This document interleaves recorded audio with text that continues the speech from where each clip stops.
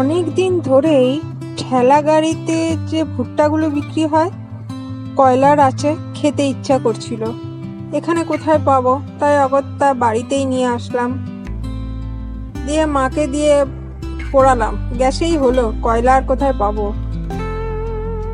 Butter নিয়ে বসেছি।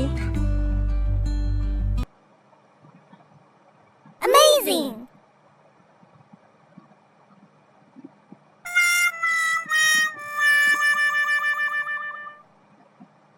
চরম বকা পরে অপেক্ষা করছে আমার জন্য।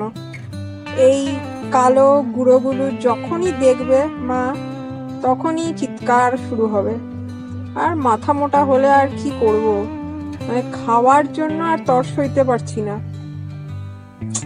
গেল, যাই হোক, যা হওয়ার হয়ে তো গেছে। এখন চেষ্টা করে দেখি যতটা করা যায়। বাটার আর বিট নুন এই দুটোই ছিল ঘরে, কি আর করা যাবে। একটু লেবু হলে ভালো হতো, কিন্তু আপাতত নেই। অতএব এই দুটো দিয়েই কাজ চালানো। মোটামুটি খেতে লাগছে, খুব একটা আহামরি বলবো না, কেননা বাইরের টেস্ট আলাদাই হয়। বাইরের খাবার সে যতই আনহেলদি হোক না কেন, আপাতত এটাই কাজ চলুক।